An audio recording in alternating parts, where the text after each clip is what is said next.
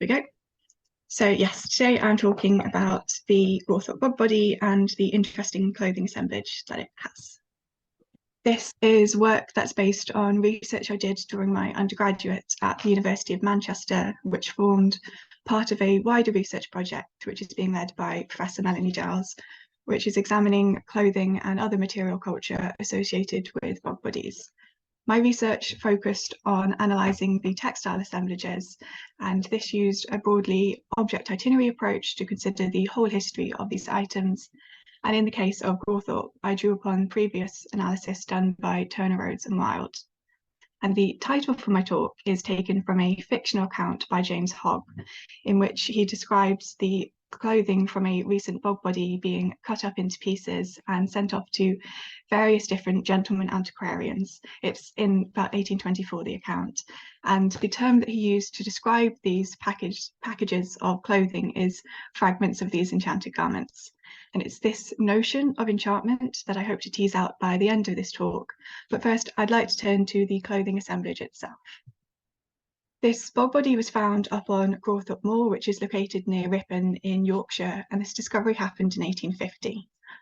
Whilst we don't have a first-hand account of the discovery, we do have a subsequent account given by Lucas from 1892, in which he describes there being a very colourful array of garments, which included apparently a green toga and yellow stockings.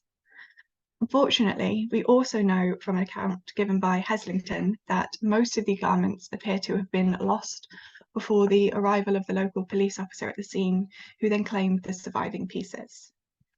These surviving pieces consist of a shoe and 2 woolen fragments, and since 1872, these have been under the care of the Yorkshire Philosophical Society and subsequently the York Museums Trust. The shoe is currently still the only item on display, with the last time all 3 of these items displayed together being back in 1996 at an exhibition in Silkeborg. The title of this exhibition was Prehistoric and Roman Bog People in Europe, and I feel that this title perfectly demonstrates the frontier nature of these garments. The sole of the shoe consists of layers of leather and iron hobnails, and it's of the calcareous type, which is where the sole and then the upper part of the shoe are made from 2 separate pieces of leather. This type of shoe is very classically Roman, and it's been one of the key pieces of evidence in dating this assemblage to the 2nd century AD. However, the woolen fragments, as I hope to demonstrate, show somewhat greater affinity to Iron Age garments. The more complete of these garments is the woolen insole. There is a salvage preserved along this edge, and this shows that the piece was cut down from a larger garment. There are several indications as well of there being wear and repair on this insole. Firstly, there's a set of running stitches that are run the entire way around the assemblage, and this is done in a pale purple thread that is from 2 sets of S-bun singles that have then been applied together. This was probably done after the salvage broke. You can see the break here in this image.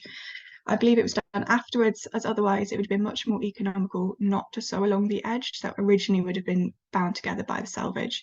This was probably done to prevent any further unravelling of this item and hopefully extend its use.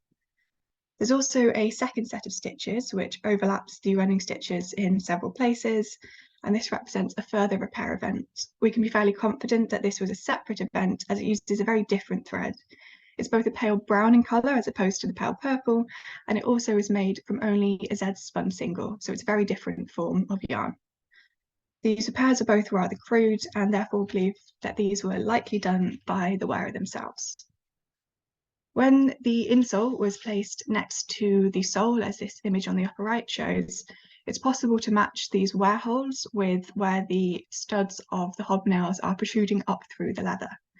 The insole was probably cut down to be used as a cushion for the wearer's foot against these protruding studs, and I find it quite nice to think about how the wearer's foot has left this subsequent impression that has outlived them. There's a similar image of wear and careful repair of materials with the second woolen fragment. This has tentatively been interpreted as the yellow stocking described by Lucas, but there is some uncertainty as the item is torn along all of its edges, and it therefore lacks many of the diagnostic features that would have helped us indicate and interpret its original shape. However, it has been noted that in previous analysis by Turner, Groves and Wild that there is felting only along one surface of this item, and it was therefore only this surface that was in regular contact with the wearer's body. There's also a further issue in exactly what Lucas meant when he said stocking. He may have referred to a conventional stocking, or he may have referred to something perhaps like a foot wrap. As the image of the lady on the slide shows, unusual foot coverings were still regularly used by certain groups and quite recent history, and this would have been a rather economical use of scraps of cloth, and also would have been quite a useful item to have up on the rather watery surface of the bog. However, there's also an interesting alternative which could still align with Lucas's description of stocking, and this is a garment akin to the trousers from Thorsberg, in which the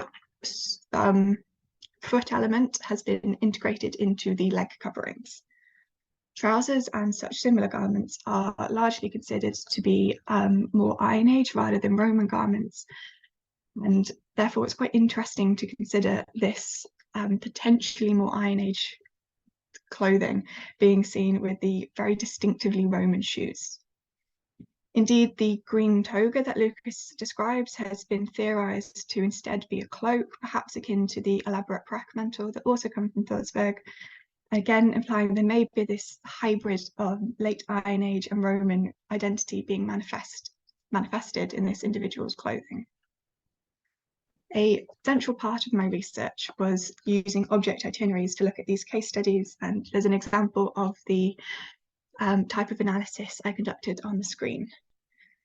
This largely looked at the methods of production, and these were largely the same in the Iron Age and Roman periods in Britain, and I'm sure some of the later discussions will give more of a detail on this.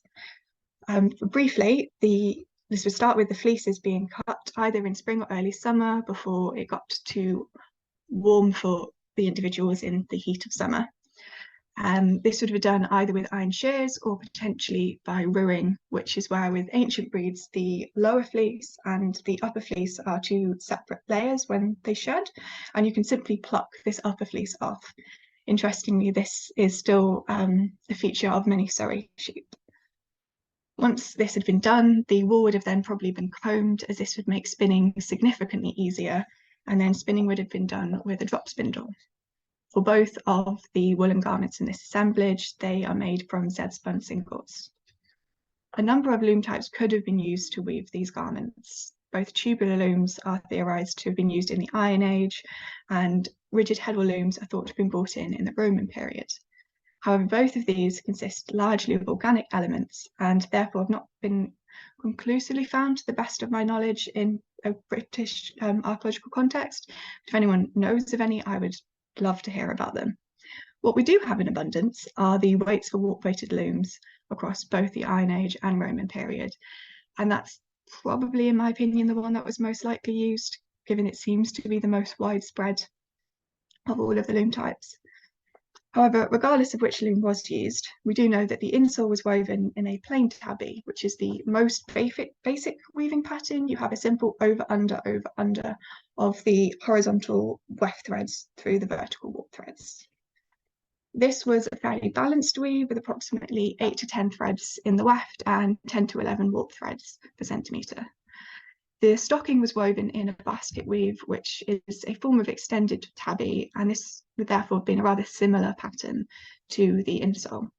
This has a slightly lower thread count of around 8 threads per centimetre in each system.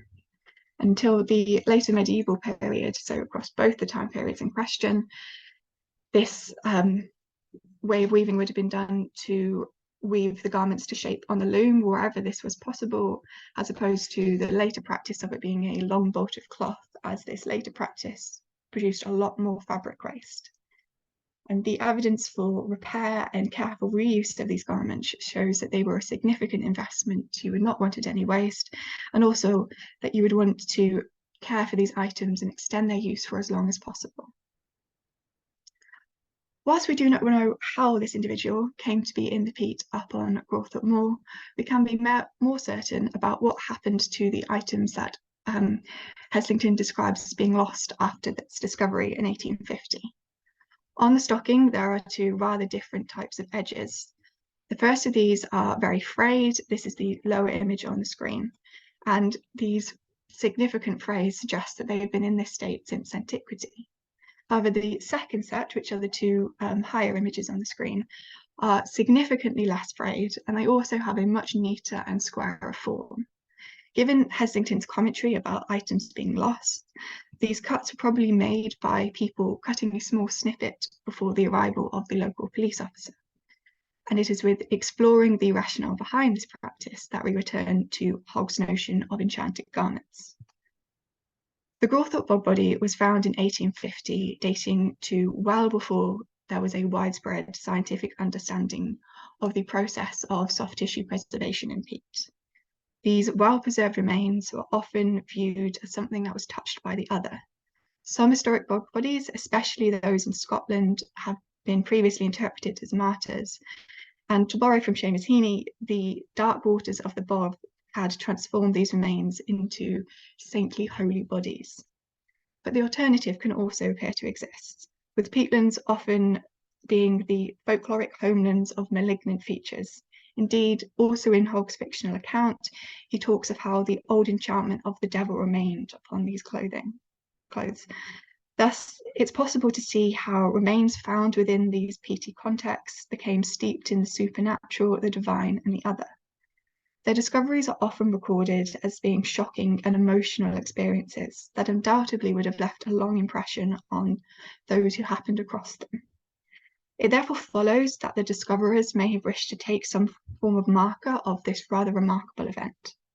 But the remains that had been touched by the other and were also very undeniably human were probably very problematic, if not taboo, to take from. The garments, on the other hand, may have been a much more palatable and acceptable intermediary from which to take a relic or a memory token. Having been in direct contact with the remains, they may have been seen as being imbued with some of the same potency as these bodies. They too had been enchanted by the bog, and therefore a cutting could have been taken as a marker of the encounter of this remarkable event. Through a close examination of the Grewelthorpe bog body's garments, it is possible to see how this activity may have been undertaken. With the initial finders keen to take these cloth relics before the police officer arrived and prevented any further access to the remaining fragments, although we are probably rather grateful for the police officer's arrival, and we still have these to study. Even today, viewing the remains from behind the glass of a display case, it's still possible to feel this compression of time between ourselves as the viewer and the world of Grewelthorpe man, in which he appeared to have had an ongoing negotiation between an Iron Age and a Romano-British identity, which appears to have been manifested in this individual's clothing. So, thank you all for listening.